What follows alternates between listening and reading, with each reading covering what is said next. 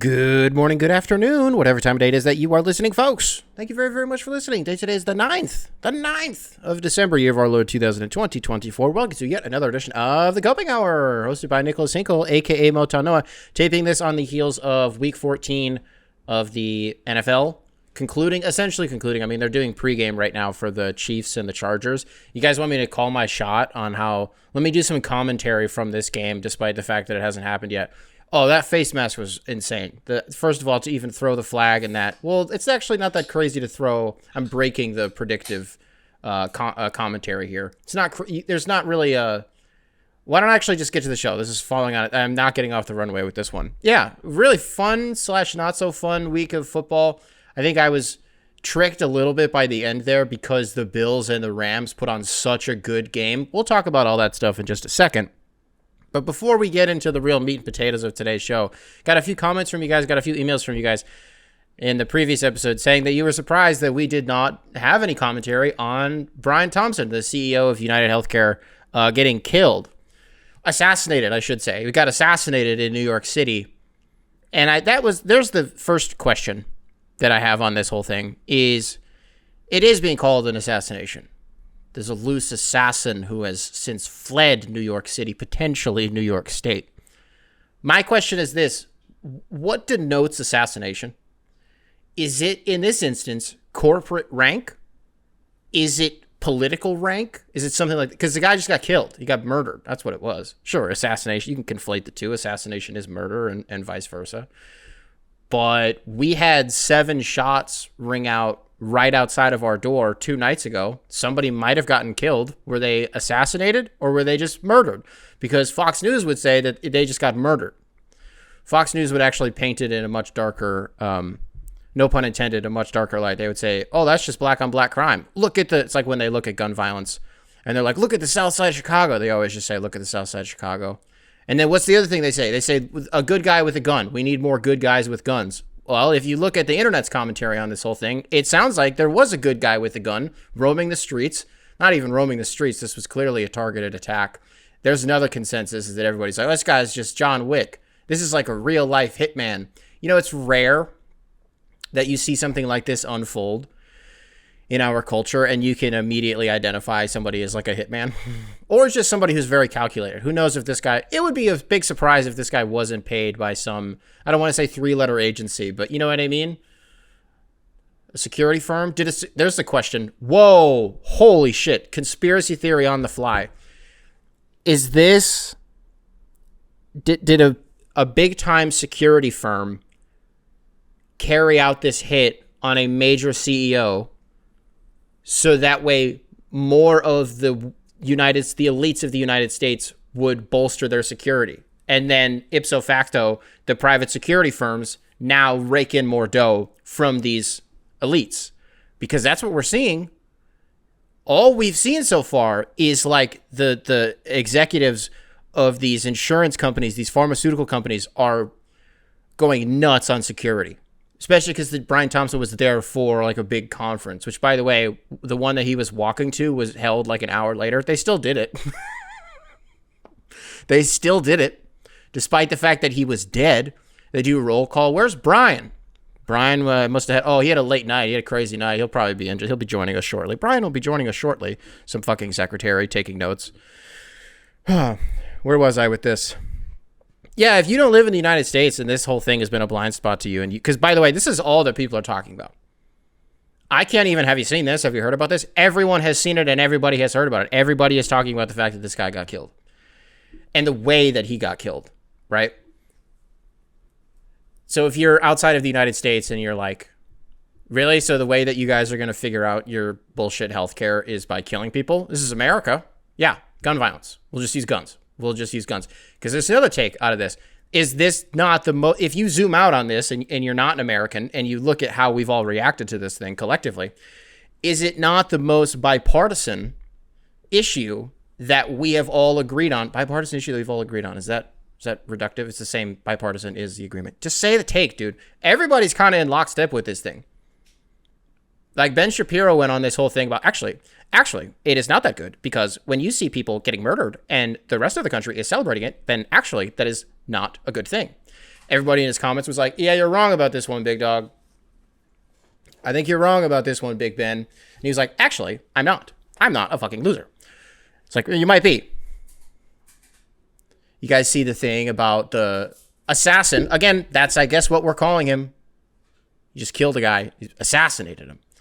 Did you see the jacket that he's wearing? It was like a Levi's Sherpa. It's like $270. Sold out. Everybody wants it. Everybody wants it. You guys also see that there was a lookalike contest. Since that's like the flavor of we're ending the last like 3 months of the year with like celebrity lookalike contests happening in like various cities. There was a Timothy Chalamet one. Did he go to that? I read something that he was actually there. Don't care. There was most recently a Jeremy Allen White lookalike contest here in Chicago. I think it was in Humboldt Park. The winner got like $50 and a pack of cigarettes. The guy who won actually did. Oh wow, yeah, that does kind of. You glance at him. You do the thing where like you blur your eyes a little bit. Yeah, is that Jeremy Allen White? Yeah, it might as well have been. $50 and a pack of cigarettes. Sure. Yeah, good for him. There was another one too. I don't remember who it was. Was it like Zendaya? I don't know. But there was a lookalike contest for this guy. People just like showing up wearing ski masks and COVID masks and Levi's military green jackets, shit like that. Yeah, this guy's crazy. So what did he do? He carved into the bullet casings, deny, defend, depose, which is a play on from the book written by Jay Feynman, Delay, Deny, Defend, Why Insurance Companies Don't Pay Claims and What You Can Do About It. People are like, we're still searching for a motive. Are you? Any help in finding this assailant would be greatly appreciated. Crime Stoppers, the FBI, and the New York Police Department have pulled together to offer. And I'm going to pause here so you can brace yourself. You think this massive stink is being made about this guy getting shot 3 times, potentially 4 or 5 times from behind. You think, oh, there's got to be a big cash reward. It's $60,000 for any information leading to this guy's arrest. $60,000. We're all just going to look I think it was a Chinese guy. Even though we have photos on him, I think it was a Chinese guy. Just look for that. I think it was actually a black Chinese person. That's what he looked like. That's the description that I'm going to give if they ask me if I saw him. We've all seen the pictures. We know he was a white guy. See, but when I say it like that, then it sounds like I'm trying to target a black Chinese person. What does that look like? You'd have to be... No. Yeah, Blasians exist. Yeah, okay, yeah, no, Blasians exist. That's the thing. I was making up like a cartoon character in my head. And that didn't make any sense. I think it was also a woman. It was also a woman. Yeah. I didn't see the pictures. Wink, wink. I did see the pictures. We all saw the pictures. Which is the other piece to this. Is, don't you think it's kind of weird? No, it's not weird. But one thing I have clocked is that, can you guys find a news source that's covering this in the light that people are actually talking about it? Because everyday people aren't really that upset about this. And sure, some of that is maybe just like the circle that you're in, the bubbles that you exist in digitally. But again, as soon as people stop fighting culture wars and they shift their focus to a class war, what happens? Everybody actually kind of agrees. Everybody's actually kind of on the same page about shit. So then you look at all of these major news outlets and who they're run by, right? And who their editors are. And everybody's just kind of like, oh, this man is on the loose. He's potentially armed and dangerous. I could brush shoulders with that guy tomorrow, and I would not feel like my life is in danger. You know what I mean? I think a lot of people out there feel the same way. I think a lot of people would also buy this guy a beer, to be honest with you. Because sure, there's the piece of it where it's like, what about his family? Yeah, I guess. What about the tens of millions of families who have been denied like health insurance claims because of this guy? That's the other piece of it.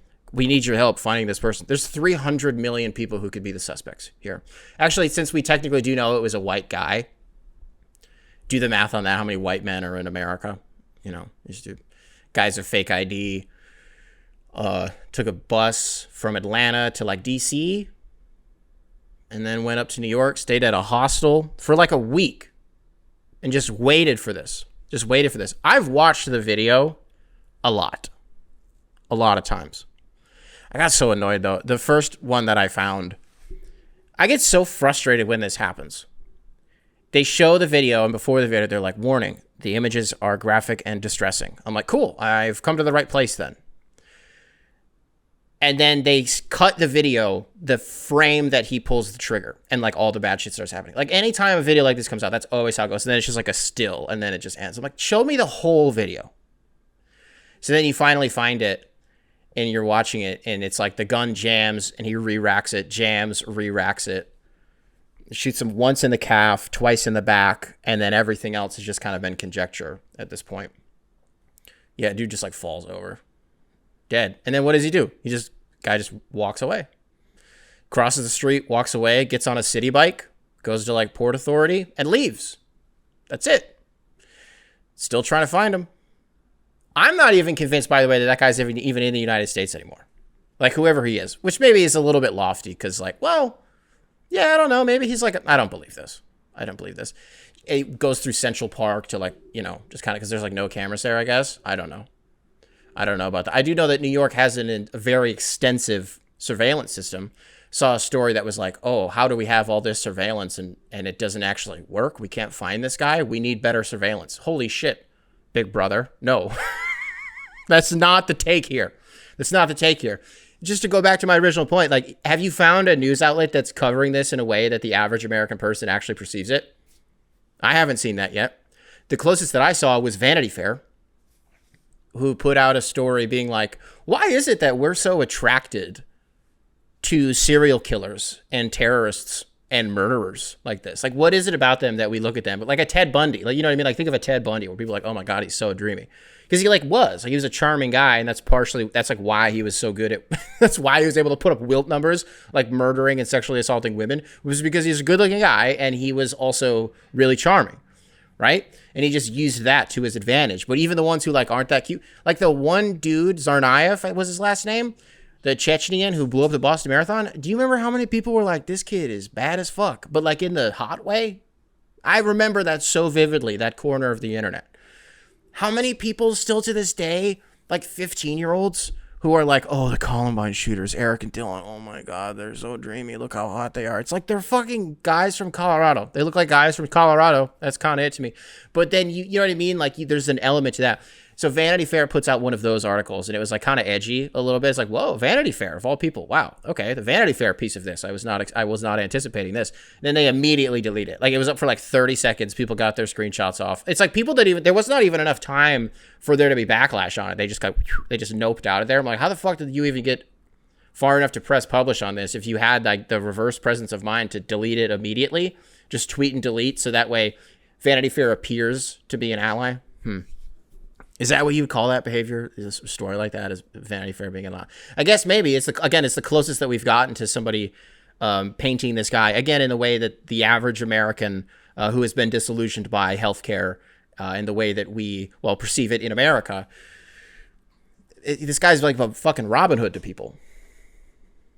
Honestly, I kind of want to revisit the little conspiracy that I floated out there about this being a hit job from private security firms.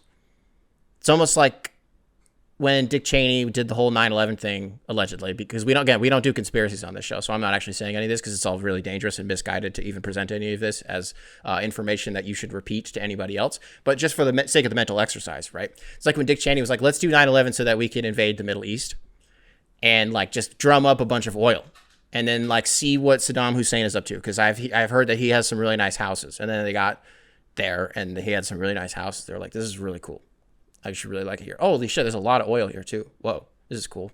It's like how the United States spent a majority of the 2010s running like dark ops in Africa. And we weren't the only ones that were there, but we're talking about America. Because like Russia was there, China was there, France was there, maybe one or two other countries. Running like special operations missions in Africa because it's a really rare and exotic mineral-rich continent. Is uranium there? Is that one of them? Lithium.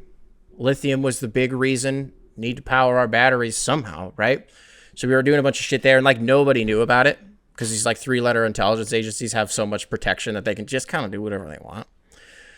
And I'm really watering a lot of this down. But then in the late 2010s, the United States Congress found out about it. Like there was a report that came out. How long have we been in Africa? Why are we there? And then they were like, lithium. We need batteries. You guys notice how we haven't had many shortages on double or triple A batteries from Duracell or Energizer? Well, that is because we have been doing some illegal operations in Africa for the last 15 years. So, American public, you're welcome.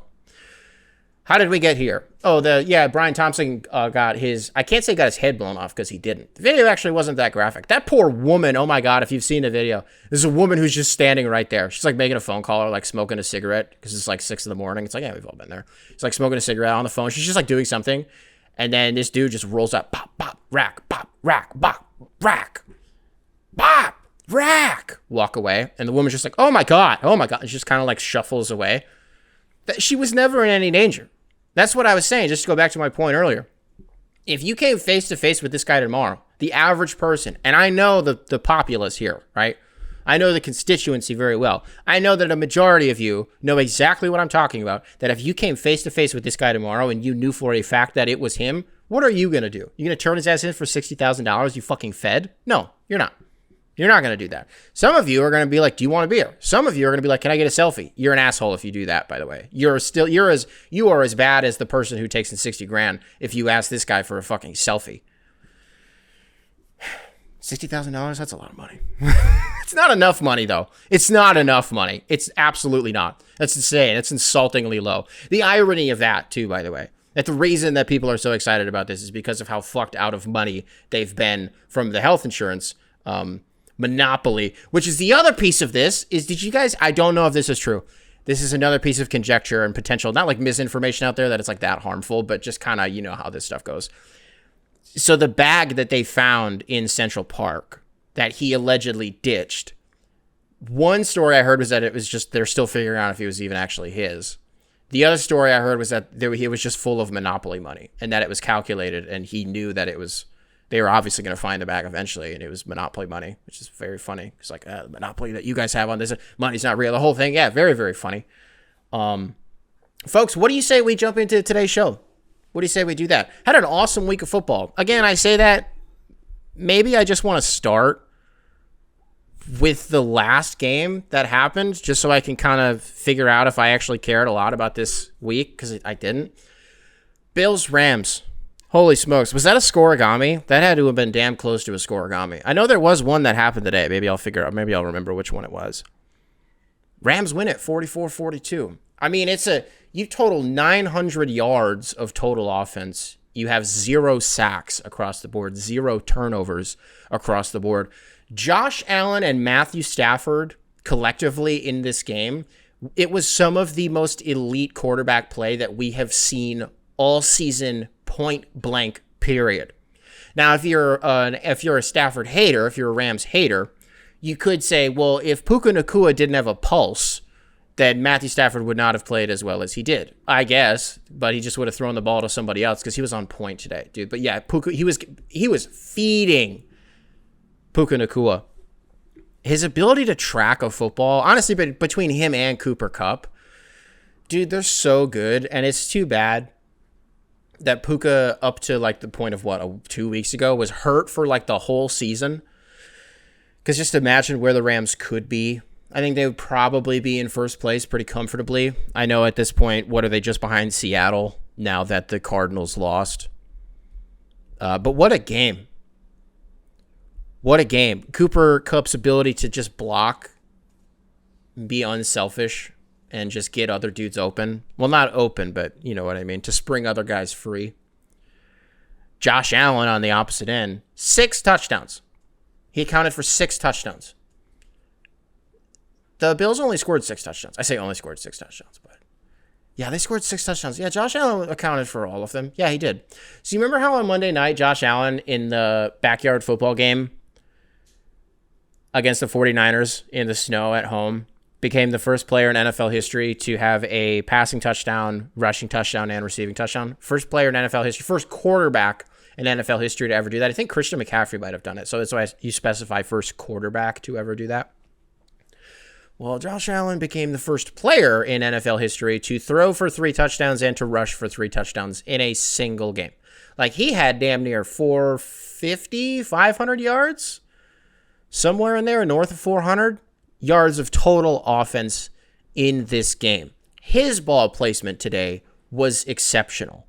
That, was it 50, 60-yard touchdown that Shakir had where he just, whoosh, like a pike, just whoosh, out of there, gone. Like Tyreek Hill level speed, Jahmyr Gibbs level speed. I can slip him in there. I can.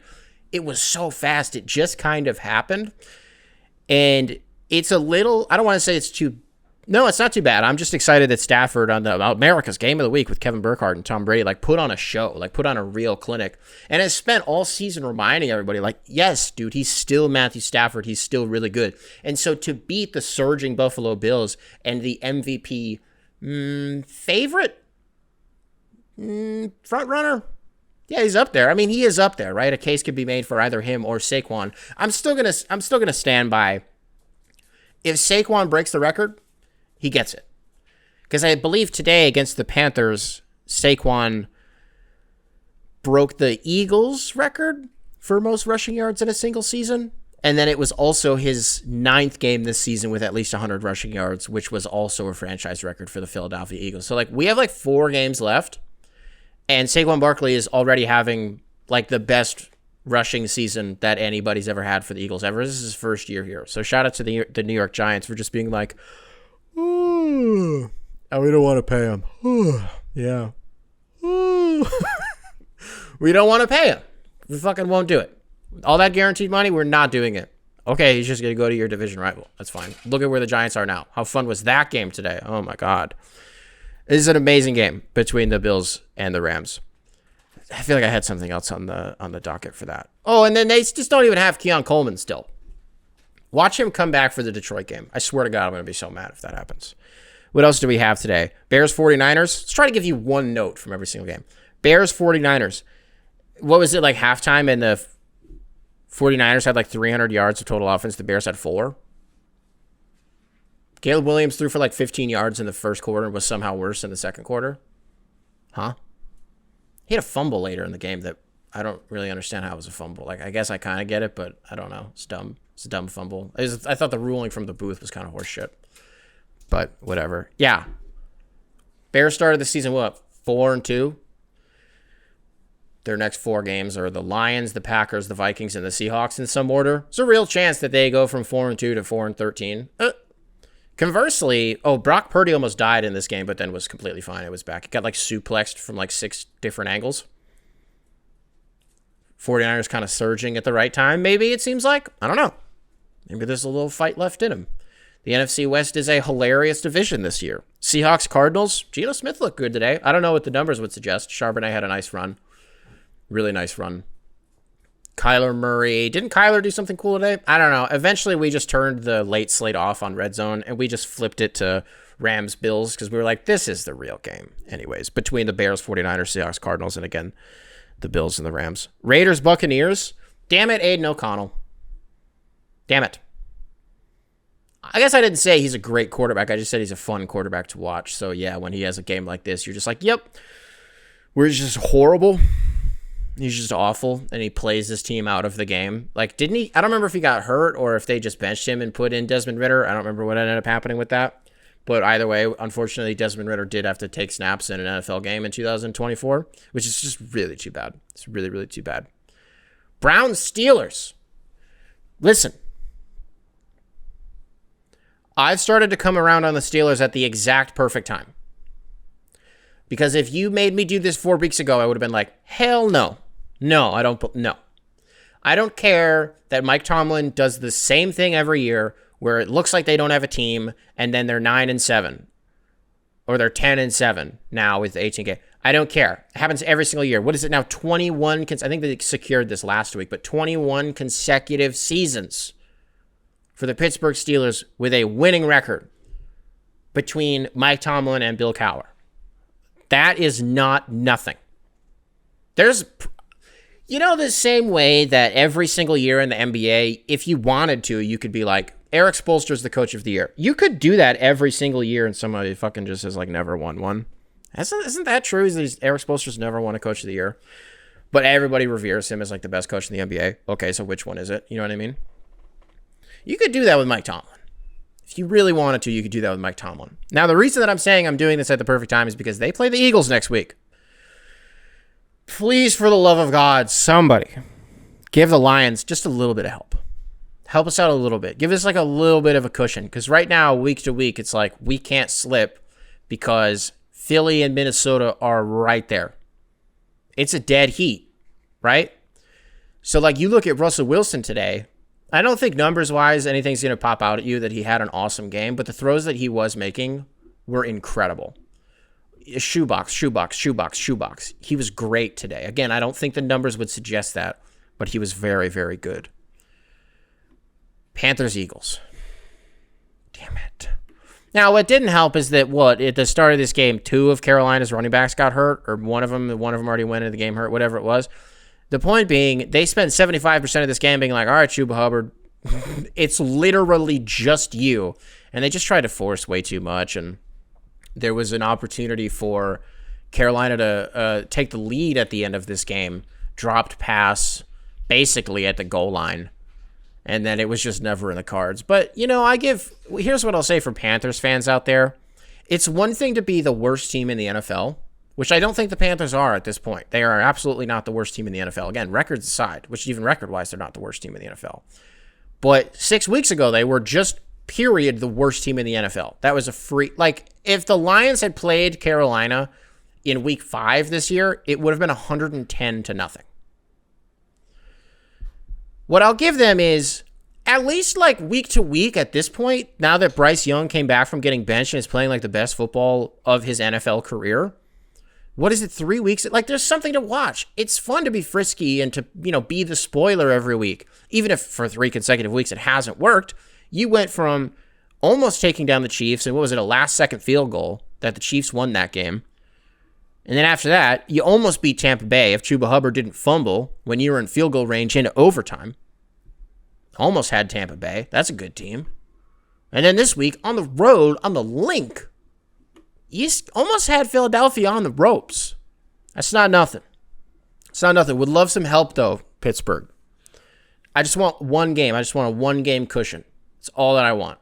Because that Bills game is making me sweat. All right?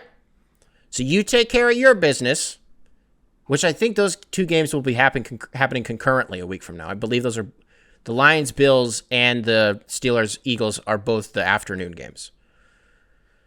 It's probably good that I can't watch Steelers Eagles and I could just box score watch it on the bottom line because I'll just be a disaster. Saints Giants. This game was played in East Rutherford, New Jersey. Falcons Vikings. Talk about wanting some goddamn help. If you were watching this game, box score or not, you would have thought, okay, Atlanta's kind of hanging in there. It's like 14-13 at one point.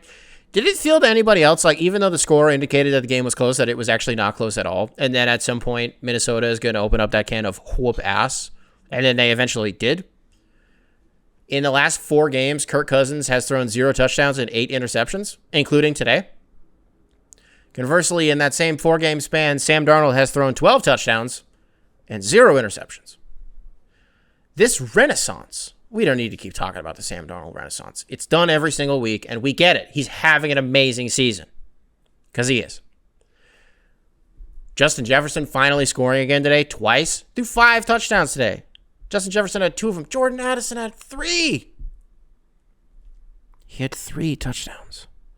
It's been so long since Justin Jefferson last scored that he forgot how to celebrate.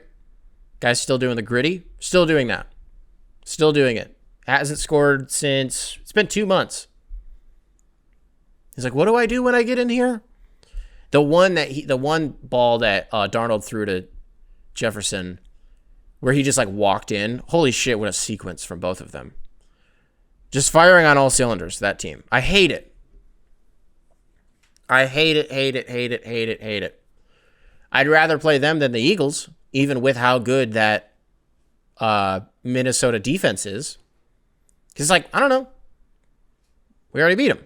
It's really hard to beat the same team twice, but unless you're the Packers. We can beat the Packers twice, apparently. How good does that feel? Apparently, Packers fans are, like, having fucking meltdowns over that on Reddit. Keep seeing a bunch of posts. Packers fan went over to the Bills sub and was like, please, we need you to, on behalf of the NFC North, we need you to take out the Lions. We can't take it anymore. They're so cocky. They're so arrogant. Are you fucking mad that for the first time in anybody's lives, we're not just 2 free wins anymore? Is that what this is about? We can't have fun for 1 year. For 1 year, we cannot have fun. You guys had fun last year, I guess, but you guys beat us once last year. That was on Thanksgiving. You guys were fucking assholes about it. Hello? How much of a rivalry can it be if only one person is allowed to be mean to the other person? Shout out to the dude who had the cheese grater at the Lions game. Did you guys see that? He also got that confiscated. A guy at the Lions game against the Packers was sitting first row, and he had a cheese grater, and the camera cut to him after we scored a touchdown, and he was just grating cheese. And I guess once that, got shown on the live feed, some attendants came over to him. They're like, give us the fucking cheese grater and the wheel of cheese that you have. Very funny. That guy rules. Jets, Dolphins. Did I have anything from this game? It was played in Miami. Jags, Titans. This one was played in Tennessee. And one time we drove past the Titans stadium on a trip down to Florida. Drove down to Florida, drove by the KFC Yum Center, where the Louisville Cardinals play basketball. Saw their football stadium in the distance, the house that Teddy Bridgewater built, and Lamar Jackson, but let's be real. Teddy was first. Drove by the Titans, and then also drove, actually, by the Jags, too. We ended up driving by where the Jags play as well. And that was the NFL this week, folks. Monday night game, who cares? You guys gonna watch that Simpsons broadcast? Who fucking cares? I don't. You guys want to talk about the Pistons? Let's talk a little bit about the Pistons, because I don't think we've done that in a little bit. Gotten a lot of emails being like, hey, when are you going to do Knicks Pistons again? We'll do that soon. Hold me accountable on that. We'll do that soon. I just didn't have enough time today to make a graphic. I know I don't have to do that, but for me, the continuity of that makes it a lot more fun. So just hold me accountable. We'll do Knicks Pistons pretty soon. I just wanted to talk a little bit about Cade and just how damn good he's been for the Pistons this season. So as it stands, the Detroit Pistons are 10-15, coming off of the heels of a win over the New York Knicks, which was in Madison Square Garden. The Detroit Pistons have 10 wins as of December 7th. A season ago, it took until March 7th to get to 10 wins. That was 9 months ago. So 9 months ago, the Pistons were at 10 wins. And we're, a month and a half into the season, if that? Yeah, a month and change into the season. And now we're at 10 wins. And, in really good shape. The Pistons don't look too bad. Not only that, but Cade Cunningham became the first Detroit Piston to record a triple-double in Madison Square Garden in that same victory. 14 out of the Pistons' 25 games this season, Cade Cunningham has been the lead scorer. It's also worth noting that he's missed 4 games. Because of 3 of them was an injury, and then I think the 4th one was he had just come back from the injury. We played a back-to-back. And they were like, you don't need to play. You just rest. So you still chalk that up to injury. So he's played 21 games, and of those 21 games, he was the leading scorer in 14 of them. He has 5 triple-doubles this season, which is the most that he's had in any season. And the last time that he recorded even one was his rookie season. Played 64 games, and he had 2 triple-doubles that year. Didn't have any over the last 2 years, which granted, one of them, I think it was his second year, was the one where he just missed the entire season. He played a month, and then he was like, my shins. We're like, shit. There goes the whole year. Just didn't have one last year, which is crazy. It's also worth noting that since he came back from that injury, which again was within, the last week. We talked about him missing 4 games. That, happened very recently. Since he's come back, he's averaging, this is basically over the last week, since November 29th. Cade Cunningham is averaging 26 points, 11.5 assists, 7.5 rebounds on 53 from the field, 51 from 3, and 66 from the line. Just take that out of it. Take the free throw shit out of the equation. But even then, you don't have to do that because he's only taking just under 4 attempts from the line a game. It's the one, and I don't even want to say this because we're just supposed to talk about how good he is. It's just the one damn thing. Get to the line. Get to the line. Because it's he gets to his spots so easily. That was the thing in that Knicks game especially, is how easy it is for Cade Cunningham to get to his spots and to get his shot off. So what if I were to suggest that the spot that he should get to is the fucking free throw line? What would he do about that? Would he like he loves throwing his hips into people.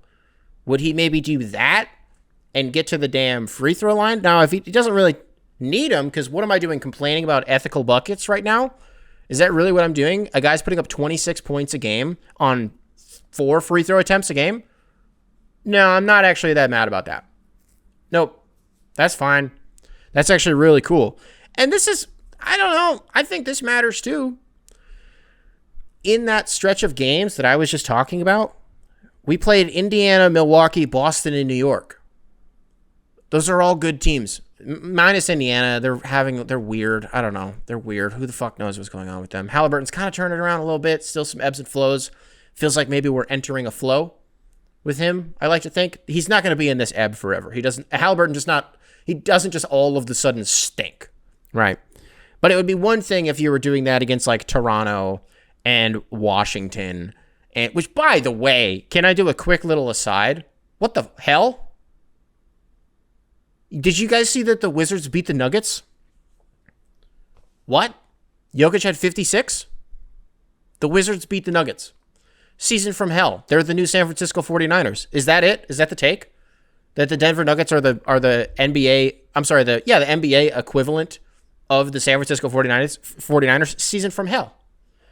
It was so bad that Jokic after the game did I get Ballsack Sports on this? I don't think I did. He was like, you know, where I'm from, because this is how he talks. I'm going to do my best Nikola Jokic impression. Let me see if I can do it. You know where I'm from. Yeah, okay, yeah, I can do it. So this is probably what he sounded like in the locker room. You know, where I'm from, if you play poorly, you get a little bit of money taken out of your check because suddenly you're worth less. Maybe we should start doing that around here. So Nikola Jokic entering his fucking LeBron GM era. It's a hilarious thing to have a player say. I don't even think he's wrong. No, that's good motivation. That's good motivation. It stinks. So the Wizards had lost like 15 in a row, like 100 games in a row, which usually would have some precedence.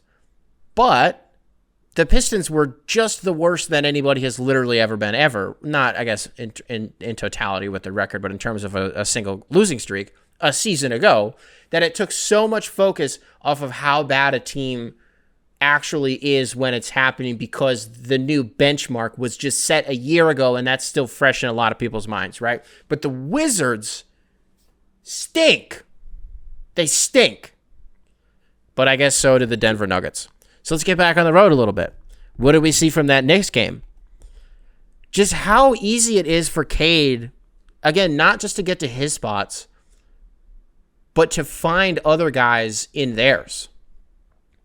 And I think one of my criticisms in the past, and this was the case with both Cade and Ivy, but, you know, just for the sake of being consistent here and just talking about Cade, one of my criticisms was, and Killian, by the way, was dribbling into the middle of the paint with no plan. And then that just kind of ends up being like a little teardrop, a little bullshit off the glass that goes back iron, and then it just doesn't, you know what I mean? Or you're kicking it out to like, I don't know, who's been on our team? I'm so disillusioned by who has even been on our team. And like, I can't even name anybody from last year. Seriously, it's just not in my brain anymore. But now it's like you actually have dudes. I still can't believe it. I can't believe how good Malik Beasley has been for the Detroit Pistons. And he has been such a crucial part of every single game that the Pistons have played that they've won. Or that they've lost against good teams and competed in heavily. Which has, by the way, been most of them. By the way, has been most of them. If the Pistons are playing a good team, the odds of them losing by double digits are low. I don't know if the numbers would back that up. Don't fact check that. That's an eye test thing. It's like a memory thing. I don't know where my RAM is out right now, though. Malik Beasley's been great. Reverse shout out to the fans. You guys see this? The video of the dude who was in the tunnel, like going to the Pistons locker room, like just a fan. And he was like recording with his phone and put his middle finger in front of the camera and was like following Malik Beasley with it. And Malik sees him and he does like the Russell Westbrook meme where he's like, the fuck, who is this guy? Anybody else seeing this? Are you seeing this? You hearing about this? I'm getting flipped off 5 feet away from me. Fuck that guy. Knucklehead. That has big, you just messed up my parlay energy. And I don't think that guy should ever, and I don't think I'm stepping out of line here. That guy should never be allowed to go to a Pistons game ever again. Ever again. Oh, Nick, that doesn't seem like it's that big of a deal. Shut up. How about that? Shut up. Try that one on for size. Shut the hell up. That guy clearly cared enough to be in the damn tunnel. So it means a little something to him. And even if, and that's the best case scenario, is that Malik Beasley fucked up his parlay and he acted out in that way. Right? Cade's been amazing. On the flip side of things, if you listen to the shoot around, I talked a little bit about this.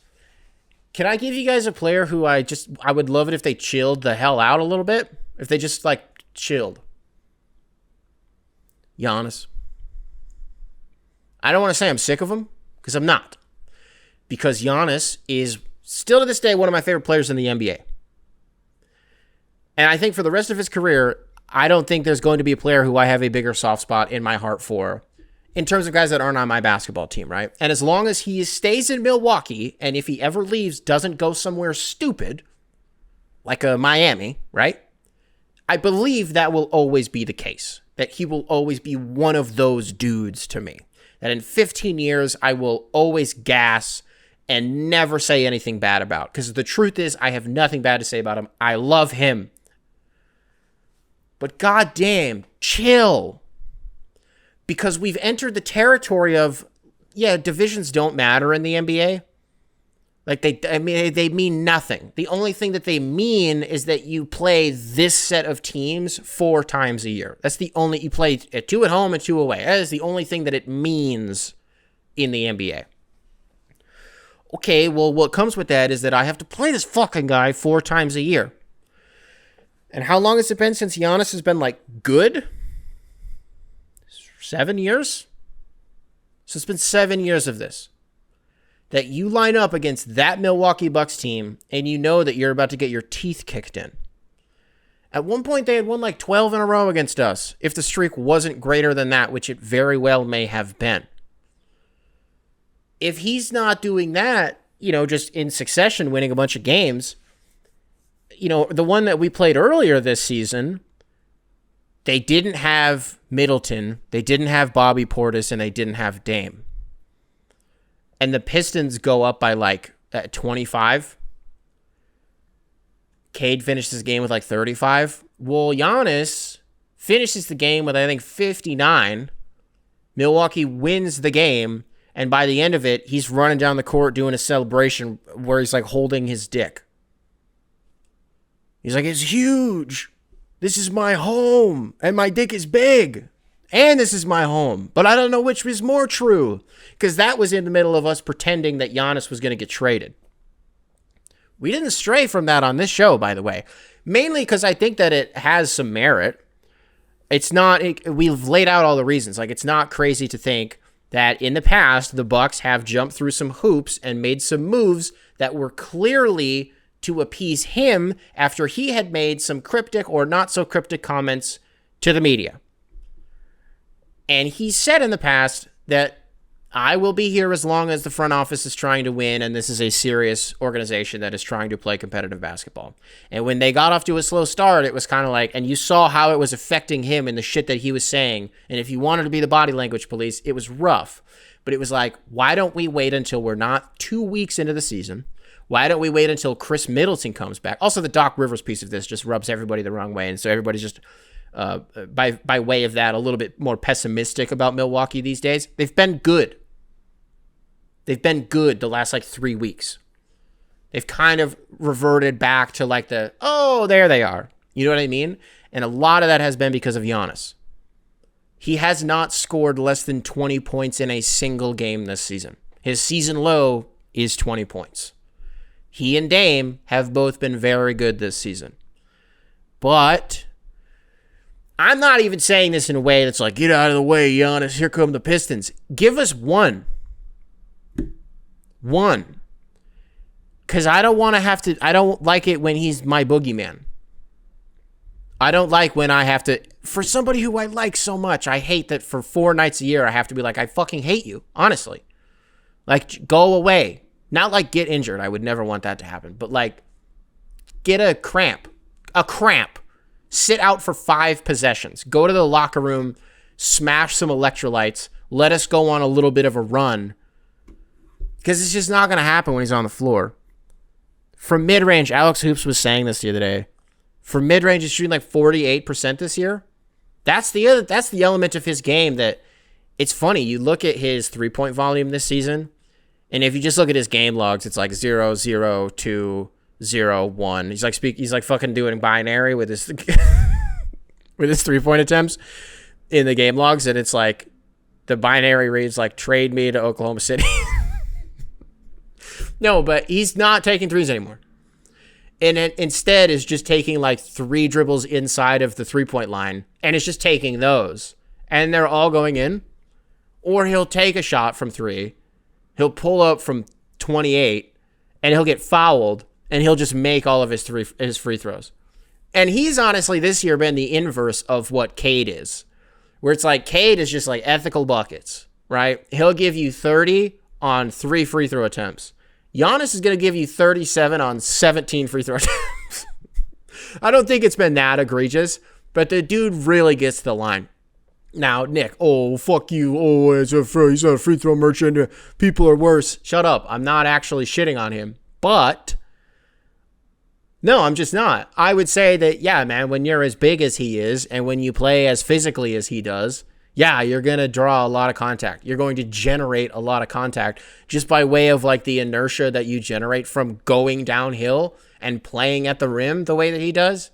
Yeah, it makes sense, but that doesn't mean that it doesn't piss me off when, again, I have to play him 4 times a year. So, folks, what do you say we do some emails? copinghoursubs@gmail.com, spelled phonetically. Email available in the description wherever it is that you listen to this program.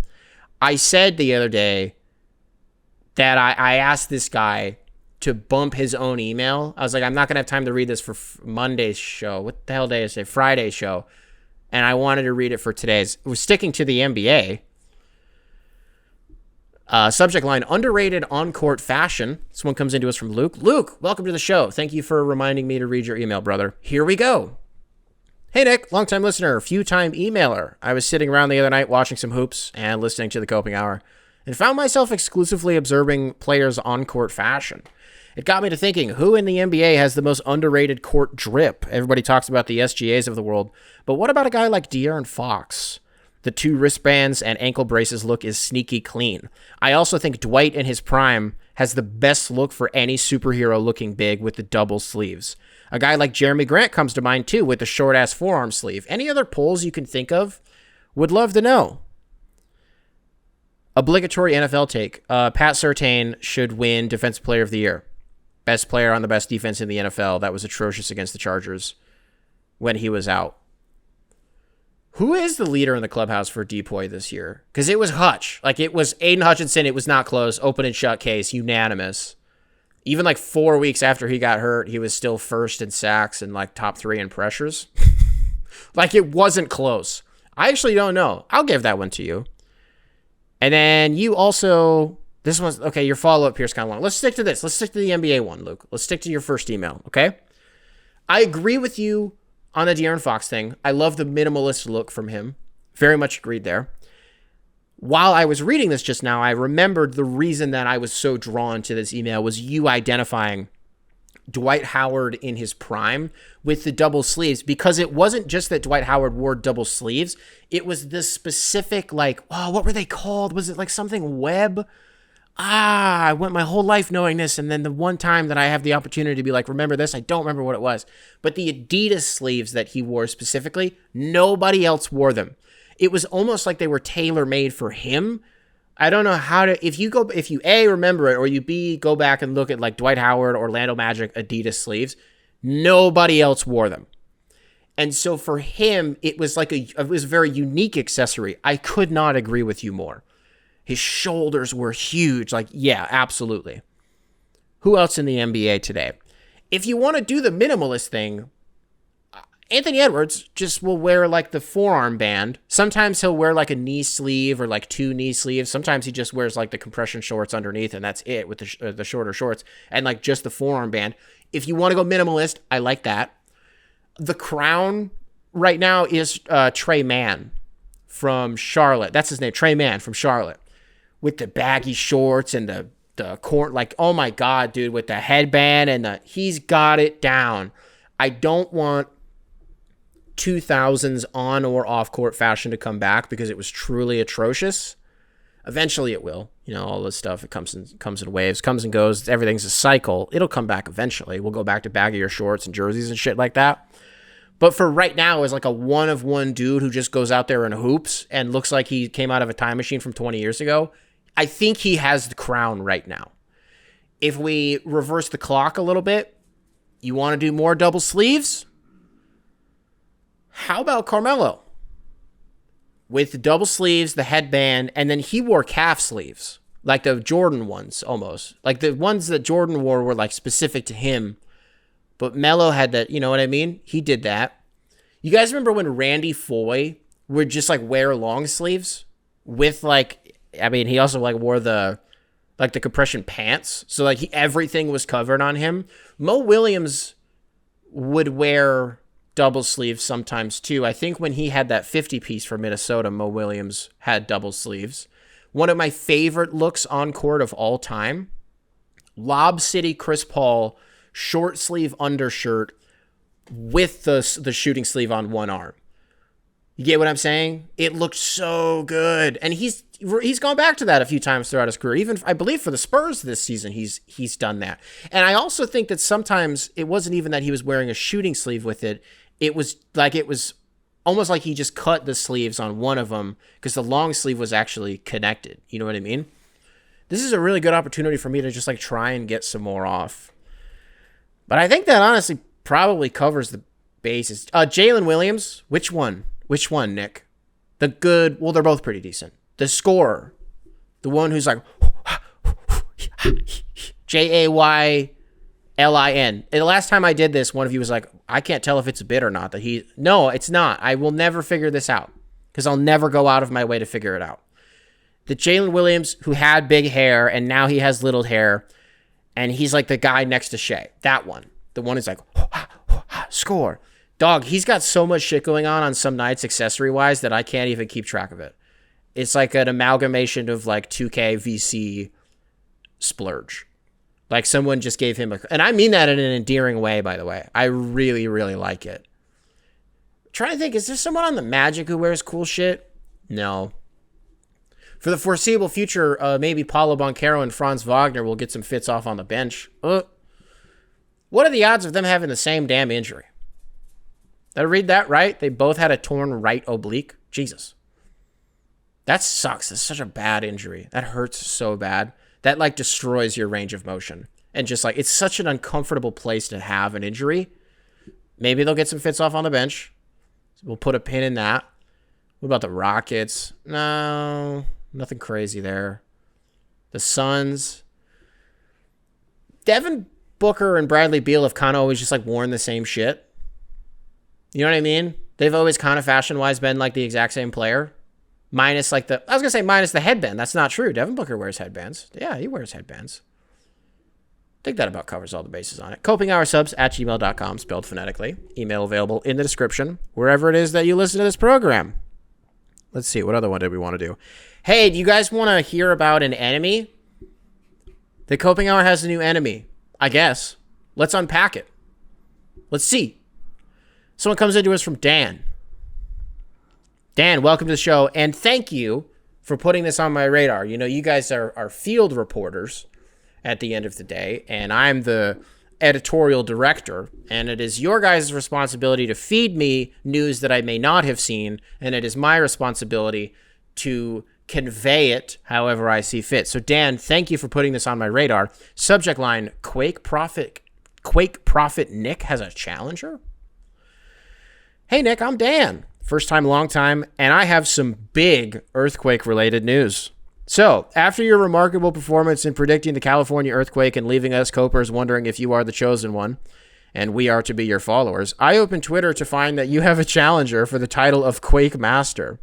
I've attached the Quake-related material to the email. There's a mythical bald man who looks like Ray Allen if he didn't have a 3-ball, who has been accurately predicting earthquakes for a while. to insane degrees of accuracy, which has previously been deemed scientifically impossible. However, this guy, let's call him Quake Ray for now, accurately predicted the California earthquake and its exact location days before.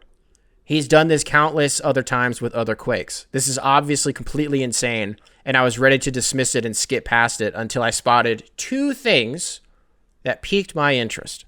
First, this man was claiming that there was going to be a huge mega quake that would impact large parts of the world in the next month, and that the world leaders are keeping it quiet. Considering his surprising accuracy and early prediction of other earthquakes, I was like, yeah, that would suck. Secondly, this man said, and I quote, "I'm sure I'm the only one who predicted California's earthquake." I did a small nasal exhale and I thought, weirdly, I know a guy. Budget Ray, a science guy, works off of measurements and constant tracking of pressures, etc., etc. You, on the other hand, seem to be tapped into the vibes. Mother Nature calls you and you answer. So, Nick, what are your thoughts on this so-called megaquake and the elites of this world hiding it from us? You said, P.S., have you ever hugged a tree? Surely I've hugged. Yeah, I've definitely hugged a few trees in my life. Okay, I'm going to put the tweet up on the screen for you guys. I don't actually know what this guy's name is because I've looked into it. I cannot figure out what his actual name is, so I guess we will just call him Quake Ray. That's funny. I'm sure I'm the only person who predicted California's earthquake. Now, here are the takes. Is this guy an enemy? Well, hold on. Let me do the other take first. Fucking act like you've been there, you bum. I do it one time offhand. It wasn't even me throwing some shit at the wall. I've believed the oarfish thing my entire life. I've just never communicated that to you guys because, I don't know, it's just never happened. That was a just lightning in the bottle prediction that I felt very confident was going to happen, and then it did. I'm going to tell you the same thing that I told you in the last episode, is all I did was convey or relay to you guys what Mother Nature was telling me. And so I was giving you guys some free game to keep an eye on if you ever see anything about oarfish or other deep sea creatures washing up on beaches. There's some shit to read into there. This guy does it as like a 9 to 5, and every time that he does it, I did the research here. Every time that he does it, he's like, "Whoa, I fucking did it!" Like it's a fucking surprise to him. All right? So which is it? Because you know what this is? Honestly, it is exactly what I always talk about. The reason that, like, yes, this is not a Victory Lap podcast. Yes, that's a joke, but it's also true because what I always say is there's nothing that bothers me more than the person who is like, look at how right I was about this thing, and then they use that to, like, further other points that they try to make and be like, well, I was right about this thing, so that means you should really listen to me about this thing because I've been right before, okay? Because people are, like, so fucking insecure about the possibility that they could be wrong about something, that when they're right about it, they need to make sure that everybody knows about it. I don't care. I was right about the earthquake. It's like predicting a fucking shooting star, okay? And do you know, now, yes, we've talked about it in 2 consecutive episodes, but such is life on this program. It's like celebrity deaths. Every major topic comes in threes. We talk about it for 3 episodes, and then we move on. And unless there's another development that happens with this earthquake shit, this is probably the last time that you're going to hear me talk about it. Unless there's a major earthquake that the global elites are hiding from us. The fuck? What? This is not a conspiracy show, so I won't get it. Also, cool, you track pressures and shit? You fucking nerd? Where's your degree? You go to MIT? I dropped out of high school. I predicted it too, asshole. I can't figure out if I want to be this guy's friend or not. Or if I want to, let's keep an eye on this guy. Okay? Collectively. I put the tweet on the screen so you can all go follow him on Twitter if you feel inclined to do that. Keep an eye on him, okay? My little field reporters out there. It's like in Game of Thrones, was it Varys or was it Baelish that had the whisperers? No, they weren't whisperers. What were they called? What were those little fuckers called? His, like people who like spied and shit. Not sparrows. Was it sparrows? You know what I'm talking about. Field reporters. That's all I'm going to call you guys. You guys are my field reporters. If he says anything weird, just make sure it comes across my desk. Please. All right, what else do we want to do today, folks? Do you want to do a coping hour wrapped? So in the previous episode, we did my Spotify wrapped, like my actual listening history. Well, I've been asking you guys ever since Spotify Wrapped came out, hey, send your shit to me. Send me your most listened to podcast, your most listened to artist, whatever you want to send me, send it to me. And then I will compile the data and I will tell you guys what the averages are as far as this constituency goes on Spotify. Does that sound like fun? So without further ado, let's get into it. So just to break this first thing down, on Spotify specifically, the average demo, the most populated demographic for the coping hour is the 25 to 29. The least populated is 45 and up. So like, yeah, that makes sense. Shout out to my 25 to 29 year olds because you're just like me, for real. Okay, what do you guys say we do your most listened to podcasts? As somebody who listens to this show, this is what the numbers would suggest. The 5th most listened to podcast among Coping Hour listeners was The Low Post. Aww. And a hush falls over the crowd. Rest in peace, which is crazy. That's astonishing because he hasn't produced an episode in what? 4 months? When did he get let go? It was a while ago. So the fact that that's even still on there is crazy. But I get it, of course. Shout out to Zach Lowe. That dude's really been in the weeds. He's just like waiting for an opportunity from Amazon or NBC. 100%. He hasn't even gone to like Substack or anything like that. Number 4. The number 4 most listened to podcast amongst the Coping Hour constituency. The Deep 3 podcast. I don't know what that is. But it had a House of Highlights logo on the thumbnail. So I was like, probably basketball, House of Highlights, probably that. Who hosts that? What is that? Number 3, the number 3 most listened to podcast was the Joe Rogan Experience.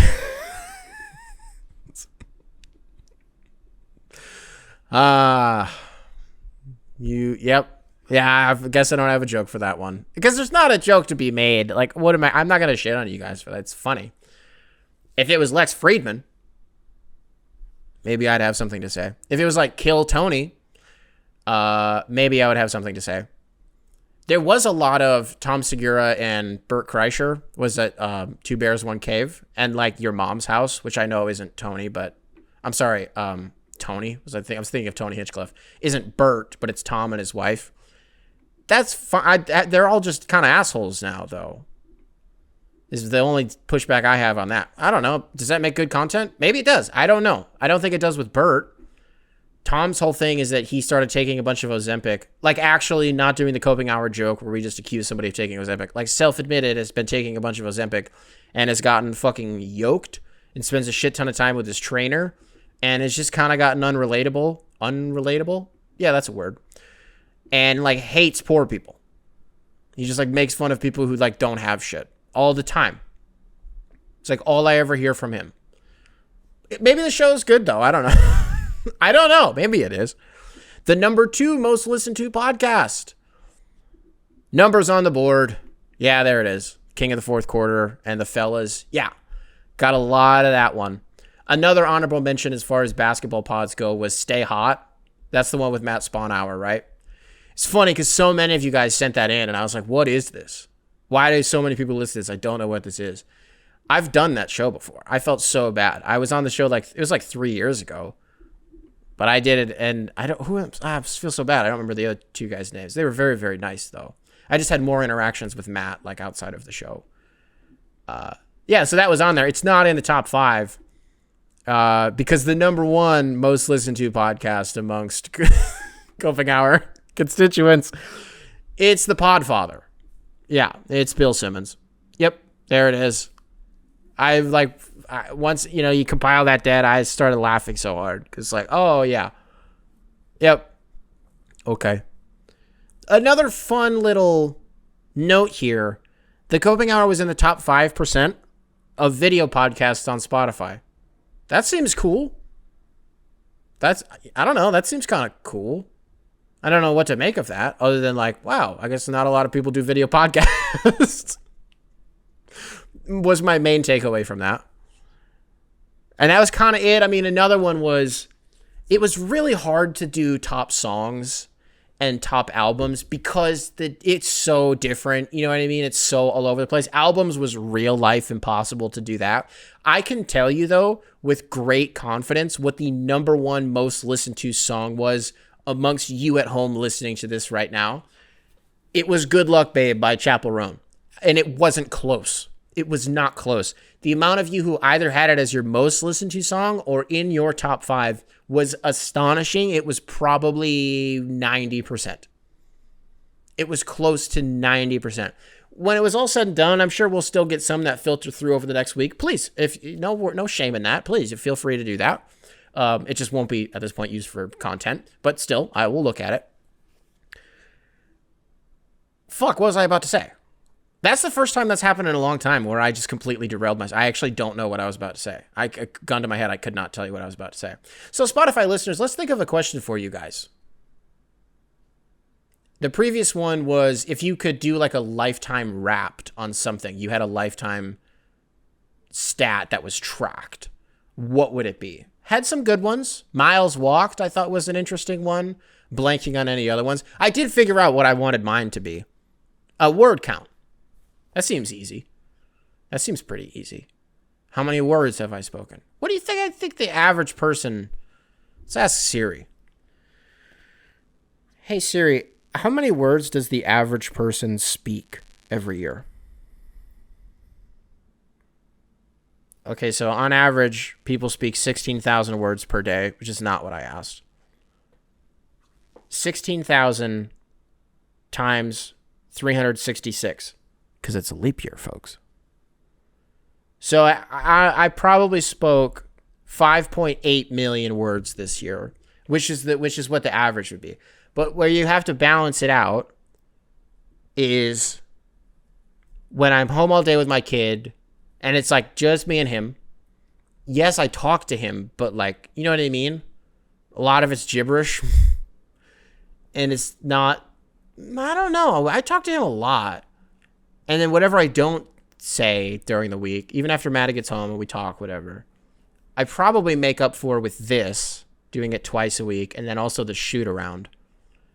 I would say I probably did 16 million this year. So then, because it's a leap year, maybe 16.1. So if I do 16.1 million times 26.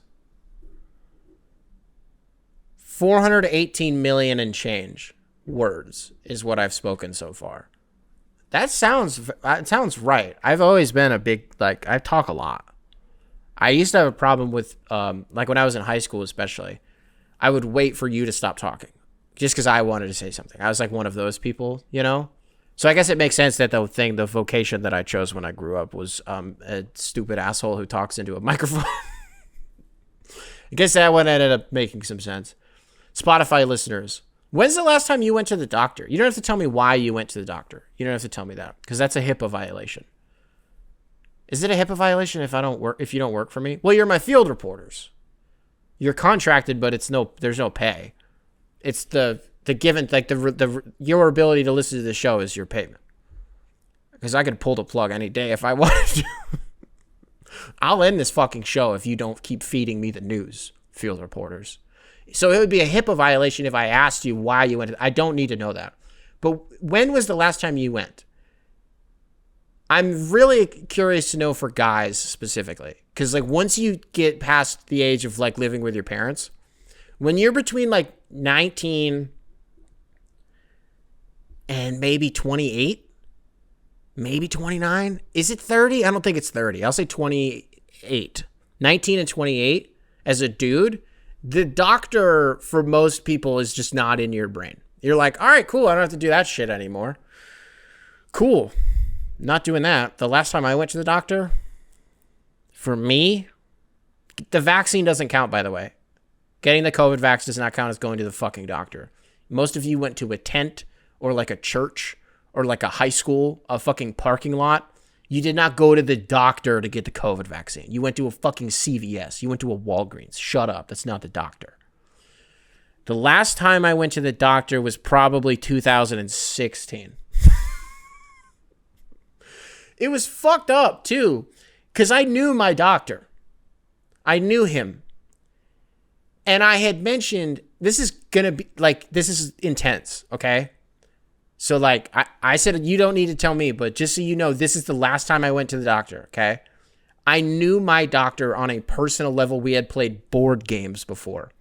I went there because I felt really sick. That's all that it was. I was like, I just need to stop feeling sick. He's like, okay. And then we were wrapping up. He goes, is there anything else that's going on with you? Just, while I got you here, while you have me here, is there anything else you want to run by me? I shouldn't have fucking said this. I go, yeah, there was some blood in my poop the other day. And he was like, okay. He goes, you ever had a prostate exam? I was like, I didn't really know what it was. I kind of knew what it was. I was like, no, I don't think so. I was like, I don't really come to the doctor that much, Chief. He goes, okay. He goes, why don't you come over here? I was like, all right. As I stood up, I was like, fuck, I know exactly what this is. So I guess I don't need to go through exactly what happened. Who cares? So he does the thing where he's like, all right, so just like kind of lean over here. And I was like, for sure. And then I hear the latex I hear like snap. I was like, fuck. And he goes, go ahead. And, I was like, okay. And then he asked me, he's like, you need to be over like more. You need to get go on your elbows. I was like, oh my God. I know this guy. We've played like Risk before. We've played Life and Monopoly before. And he's giving me as a, what would I have been? 2006. I was like 18, 19 years old. A prostate exam.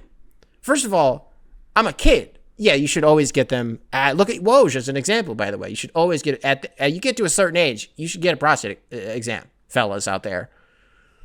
But I didn't need that. I didn't need that shit. No pun intended. I never saw him again. Not necessarily because of that, because no, it's not. Yes, it feels invasive, but it just kind of is what it is. So when's the last time you went to the doctor? Because I just want to see if everybody else is as bad about it as I am. Because what do I need to go there for, right?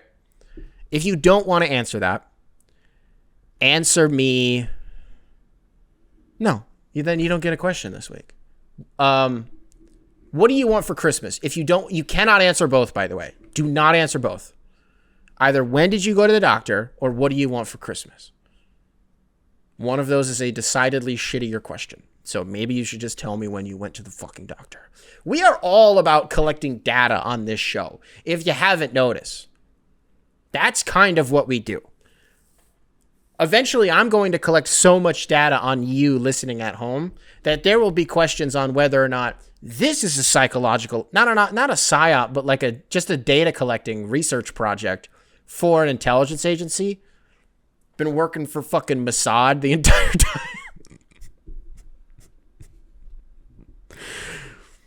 That's right, President Netanyahu. I have all of these people's medical records. I know the last time they went to the doctor, but I don't know why.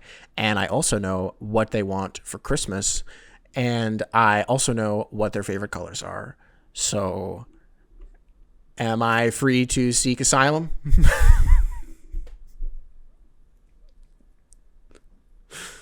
From the rogue assassins killing health insurance CEOs. If you're listening to this on Spotify, be sure to rate 5 stars. Let me know the aforementioned questions or the answers to those questions. If you're watching this on YouTube, be sure to leave a like, subscribe, nice little comment for the algorithm. Make sure to keep primary control in check. Go check out Data Leak as well if you haven't already. And I will catch you guys in the next one.